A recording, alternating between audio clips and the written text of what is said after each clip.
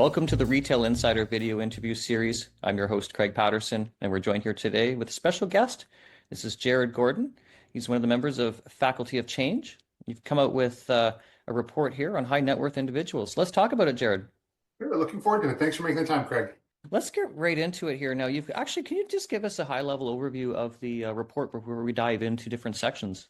Yeah, so at Faculty of Change, we work with established companies, so companies that generally have been in business more than 20 years, to uncover new sources of growth by really understanding their customers. So half of our organization are kind of PhD anthropologists who are really great at kind of uncovering the unmet needs of specific customer segments. And because the wealthiest 10% of our population account for more than half of consumer spending, we're often asked to kind of present a picture of their lived experience. And as a result, we do hundreds of research activities with them every year. And it just became really apparent to us that there was a huge discrepancy between what markets and companies and retailers thought about how high net worth individuals saw the world and really kind of what their lived experience was. And that there's been a lot of change over the past kind of 5 to 10 years that aren't being properly accounted for, that most people's models of how high net worth and ultra high net worth individuals think are kind of tied into these older versions of and older concepts of wealth and what it means to people. And I mean, just for clarity,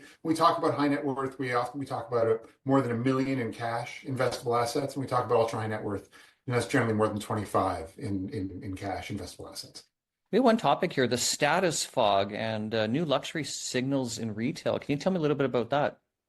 What we've noticed is the traditional signals like luxury vacations, designer goods, fancy cars, they've all lost meaning in this social media era. You know, with the early arrival of image-based social media networks and video-based social media networks, you know, it became, people could see your world, and all of a sudden these became status and markers of wealth. And, you know, but as awareness of them and access to them has kind of become grossly disseminated, their value is diminished, you know.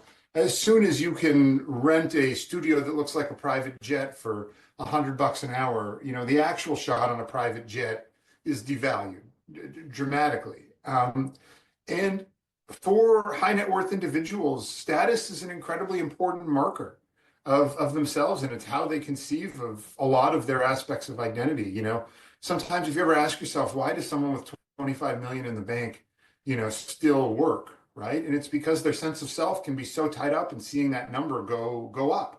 You know, they are in this relative status fog where they don't understand anymore where they stand socially. You know, with crypto people, all of us crypto bajillionaires and, you know, .com moguls and new money and looking so different than old money. It's just, you know, people who have wealth are insecure about their status. I mean, you know, they might not describe it as such, but that is kind of one of the practical realities of how they live. And, you know, it used to be that they could go to Positano or they could go to the Louis Vuitton store and buy a new Speedy or something like that.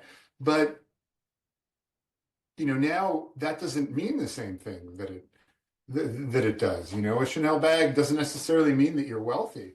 And so the question is for them is like, what are the status elements that are important? Like, what are the markers? And, you know, is there stuff that you can't fake? And that's kind of, you know, some of the questions that we find a lot of high net worth and ultra high net worth individuals they're not asking themselves in terms of status, but they are kind of feeling anxiety over. And then you had mentioned of a luxury pyramid in the study. You know, we talk about kind of the status now, or, you know, eternally almost really is tied into elements you can't fake, right? I mean, Uber's made having a driver accessible to everyone, but, you know, things like being a two nanny household, or, you know, we joke in the report, having kids and still being cool. Like, there are these elements of life and lifestyle that really kind of do demonstrate that, you know, where people kind of do sit on these luxury pyramids, and kind of thinking through them and understanding where people sit is helpful, because it helps you kind of understand how, as an organization, you might want to participate or help them, you know, accrue status, be it social, cultural, you know, et cetera. And you had a really interesting note in the study as well about how retailers can avoid inadvertently lowering a customer's perceived status. And that kind of happens by where retailers or brands themselves kind of fail to invest in cultural relevance. What they're signaling is no longer aligned with the needs of their customers, and it becomes a lower status experience to shop there. Like an interesting example is kind of the counterfactual aspect of lines. Lines to get into luxury retailers have become commonplace, especially in malls. And you know, the conception is that it demonstrates demand, but it's also kind of a counterfactual for people who want to experience the brand and for whom waiting in line would be a very low status activity, or who see the individuals like, if someone's willing to wait in line for this brand, that's not who I am. Therefore, I don't see myself in these brands. So, you can see some of these common experiences really starting to become negative status experiences when they're generally designed to help elevate they might elevate the status of the brand but at the expense of the customer. Yeah, yeah, because a lineup is something that you wouldn't expect to be exclusive, and now we've seen a movement towards quiet luxury. I think at least in recent times here, that's a trend that we went from kind of a logo mania and a lot of brands that are quite flashy. I mean, some people still want that, but quiet luxury became a real key term here in the last at least couple of years. What are you seeing with that here with high net worth individuals and otherwise? It's a dissemination of some of the status anxiety that high net worth individuals have been feeling, right? You look at the turmoil at the top of Gucci as an example, right? They were the least quiet of all the luxury brands, maybe Balenciaga's louder, but, again, there's turmoil there too. Like it was a very easy and accessible, status marker that has since lost value. And so, people move to these quieter brands like the Row, et cetera, as kind of efforts to distinguish themselves. How do I continue to accrue or demonstrate my status? And that was status through expertise. If you know, right? Or I have the ability to get access to this product where there's limited retail distribution. I can't just walk into a concession or, a big downtown luxury store and pick it up, right? And so, people were demonstrating their expertise, but then that expertise became democratized, right? Knowledge of these niche brands. Look at the prevalence on the streets these days of Italian gardening clogs, right? Traditionally, it used to be an if you know product, but now through newsletters and social media and TikTok, et cetera, like this kind of the barriers to being in the know are widely distributed. And so you could see how a luxury shopper or an ultra high net worth individual now looks at their, Row pants or La Mer pants or something, Row sweaters, et cetera, and says, wait a minute, like this isn't the same status symbol I thought it was. Or, makes me feel uncomfortable because it's too prevalent. But how do I demonstrate my status without having that knowledge or expertise anymore? Like you'll see things like obviously the rise of bespoke, personalized, and customized, are doing this. If you look at the options available on a G-Wagon now compared to 5 years ago, there's like 2 to 3x the customization options, right? It's because, okay, first it was, I needed to get access to a G-Wagon. Now it's not everyone, but, anyone can get a G-Wagon, but, who has the taste or knowledge or experience to make a desirable G-Wagon? And so you think about the ways in which individuals have been accessorizing luxury products is a really good example of elevating themselves on this perceived status pyramid. Very interesting. Let's talk about young versus old. We're seeing a wealth transfer here happening, I think, over the next 20 years. Study you mentioned was about $84 trillion. That's a number I can't wrap my head around, but it's absolutely massive. And then there's obviously going to be some, I guess, different values amongst older generations, younger generations, whether or not wealth was earned in that generation. I mean, passing it on is going to be obviously generational, but tell me a bit about the insights with younger versus older generations here with wealth and what we're seeing around luxury perception and status. A lot of the wealth that is being transferred has been accrued by, for lack of a better term, boomers, who were able to generate that wealth through the grand economic expansion we experienced, over the past 60, 70 years, right? So it's a very kind of larger percentage of people who earned the wealth versus people who inherited it. And they have a lot of concern about transferring the wealth to their children for fear of ruining them, and ruining them means that my children don't have the same values I do about how to earn, spend, and save money. That, my children will spend the money in a way that I disagree with, or if taking it back to status, in a way that would decrease my status amongst my peers. If I came up and worked hard and, was a successful healthcare professional and all my friends are successful healthcare professionals and they see my kids, posting on Instagram from surf club in Miami, you know, they might look at me askance, being like, "How did you raise such frivolous offspring?" Right? You know, and so I am concerned. I'm concerned about giving them too much to ruin them, so or to prevent them from developing values similar to those values that I have. And it's interesting to kind of understand in the luxury curve or pyramid, like where age starts to become a discriminating factor in terms of purchase. Like youth purchase less often, but are more likely to purchase, where older purchase more often, but are less likely to purchase, right? And so the question being is, will this wealth transfer result in a dramatic increase in luxury sales? Honestly, my guess would be yes, that next gen are much more likely than first gen to spend on luxury or value luxury, or see luxury as status, and third gen even more so than second gen. But it'll be interesting to kind of see how this plays out, and if it happens now with warm hands giving while the earner is alive, or is all going to be cold hands, post kind of. That's so interesting. So Yeah. there's will be demand for luxury in the future amongst the younger generation that will hopefully still shop. It's a classic experience of valuing cultural capital and cultural status. Um, Generations that or individuals have had more time to hone their sense of taste through cultural consumption, might see or understand the value of Rimowa differently than, someone who sees it as luggage, right?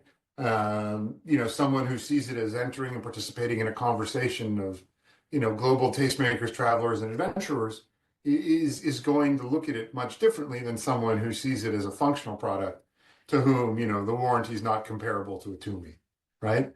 Uh, just as an example. But when you buy a Tumi, you don't have that same sense of participating in this discussion. You're participating in a discussion amongst Deloitte and McKinsey consultants, who've been using them to travel to Chattanooga for 10 years. But you had notes about the discipline economy and how health is becoming the ultimate status symbol. It's really interesting. Health as a status symbol has always been a status, but what's really changed is people's conception or a definition of what exactly is healthy. You think of the Rubenesque ideals where access to resources were scarce and being plump suggested, or the traditional gourmand male, the rotund kind of lord of the manor who can eat to excess because he can afford to, right? It wasn't a matter of, for most people, it's a matter of access to food, not type of food itself, and then kind of transitioning into, this access to good food, which has become access to healthy food, and therefore, being lean was always, or has become a much more desirable state than otherwise. But what's changed with the rise of GLP-1s and new treatments is that disease is seen as either a choice or increasingly seen as a choice or something for individuals who lack resources.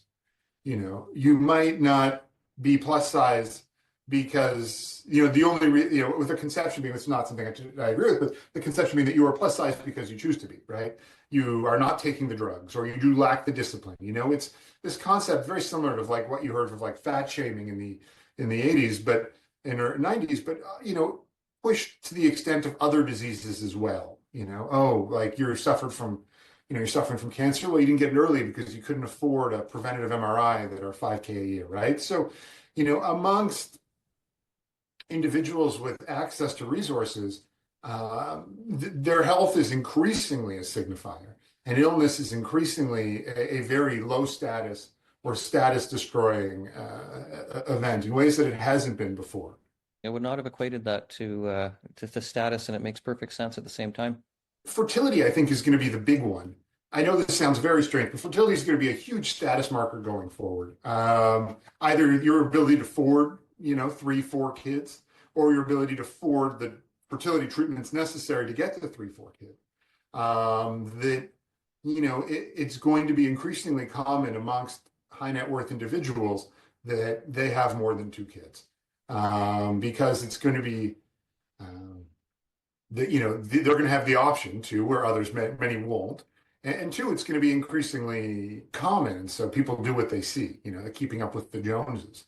So, I would expect 10 years on from now that, the fertility rates of high net worth are already higher than middle class and lower class individuals. But, that discrepancy kind of continues to grow. Very interesting. I'm sure that average is probably skewed just by Elon Musk alone.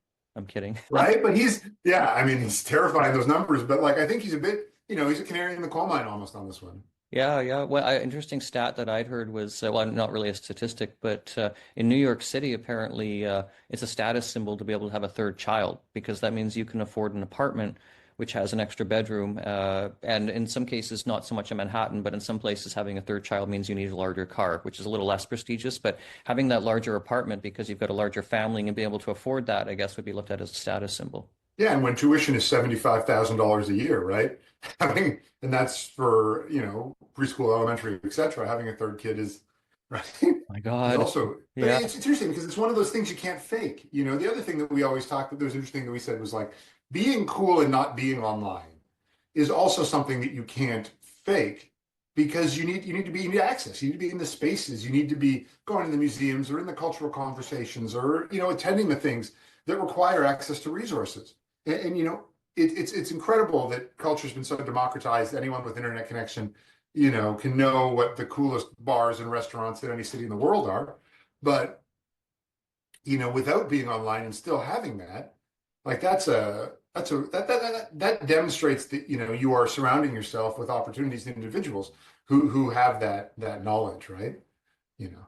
Let's talk about status neutral retail experiences, because you mentioned that I guess it would be desirable for most brands to aim for kind of a status neutrality rather than trying to do elevated status. Tell me a bit more about that. I mean, at Faculty of Change, we really focus on achievable outcomes. We're not the wild shop. And, this might be a little bit contentious or hard for some people to hear, but the difficulty, it is nearly impossible to be status accretive. You're not Hermès, right? And to become Hermès is a massive investment of time, resources, capital, all these kinds of stuff. And so if you're not Hermès, and I use Hermès as, because they're the gold standard for aspirational luxury, like, what can you do? And, we suggest and recommend focusing on neutrality. There are always going to be experiences when you interact with individuals, customers of all stripes and wealth, that might impinge their sense of status and sense of self. And so trying to understand what those are and fix those versus aiming for overall, status aspirationalism is we think a better way to drive massive amounts of growth versus these long shot cultural relevancy strategies. And so, if you think about it in your everyday life, right? Every time you go to the bank and they ask for your personal information, that they should have on file, like, that's a low status experience. Individuals with private bankers don't have to fill that out, right? And there's all these minor interactions like that just give people a sense of where they stand in the hierarchy. Tiered loyalty programs are a fantastic example of that. And even kind of spend-based loyalty programs. Like, you understand what's an easy metric for retailers, oh, this person spends X or Y. Therefore, they're gold, silver, bronze. But you can imagine, and it's an insult almost to anyone who's bronze or silver. And how does that impact their perception of you versus their willingness to maybe spend more to go from silver to gold? That's a really good point. People think they get status. There's another level to go to, and if they don't reach it, they may feel that they have less status than their friend that has it, perhaps. I'll tell you, every time I've made it into that next level or next room, there has always been, you know, one more door, right? And the existence of the door, once you discover it, always devalues the room I'm in, right? Let's talk about the now. Obviously, we've seen status kind of change over time here in terms of perception. Things have morphed. Let's talk a bit about some predictions, I guess, the future of luxury retail and where we might see things go, whether or not that's going to be around sustainability or ethics. Or tell me a bit about what you're projecting here, obviously, without a crystal ball. I think a lot of this is going to be tied into some of those elements of, when we think about what the status item is that can't be faked and can't be bought, right? When you look at like the rise of, luxury stores inviting their clients to very Instagrammable dinners, as a way of conferring status on their customers, while interesting, maybe tied back into some of the older ideas of status, versus the newer ideas of status, right? Because that invite can be bought. It's just a simple matter of how you choose to spend. And when it's not a matter of if you spend, but where you choose it, kind of at the top level, that doesn't win loyalty in the long run. So, digital visibility of elements of status are going to continue to be these like ever shifting parts of identity. And providing access to experiences that people couldn't get otherwise without entering your kind of brand universe is, I think, going to be on the decline. Because, cultural capital and knowledge are going to become just as important, right? Once economic capital is, once you reach a certain level, economic capital is always important. Who has more zeros is always important. But, that's something that retailers can't help you with, or brands can't help you with. All they can help you with is the social and cultural aspects of it. So, there's going to continue to be confusion and understanding that, especially around issues like sustainability. How does eco consciousness and consumption compete with traditional luxury signals? Are jets, the ultimate, or are they the ultimate greenhouse gas emitter, right? So, and so, what we think is really interesting or compelling is that the highest status move that you can make as a brand or retailer is helping your clients feel secure in their own status. So not having them question it, not giving them any reason to question it by making them feel that someone has more status than they do, and helping them transfer those values to their kids. Like I recently recommended to a luxury retailer that doesn't have multi-brand, that doesn't have kids, that kids clothing is important, not as a profit generator, but as an educational tool. This is why we dress up. Clothing is a social language, and we show respect in how we show up in places and spaces. And this is when we buy suits, or when menswear is my example, but like when we think through our choices about what we're buying, we're not buying too flashy. We're starting with blue, maybe a gray. Like there's all these lessons that are communicated through those purchases, that can only happen in the context of a retail store. And so, if you think about the high net worth and lower, where they're willing to spend more or will in the future is going to be where there's opportunities to educate. It's not just we're buying you a suit, it's we are teaching you the values and cultural values that we have about getting dressed, or more likely getting dressed up. And is there anything else we want to mention here about the study? Because this is just such fascinating information. I'll share, the link will be available in the whole document. We can read the whole thing. And then, we're probably going to revise based on more research for 26 in early 26. So I'm considering kind of how to grow with high net worth and ultra high net worth. Status is a gross oversimplification of all the things that go into their lived experience, but it is the easiest way we've found for organizations to understand and prioritize initiatives and business goals.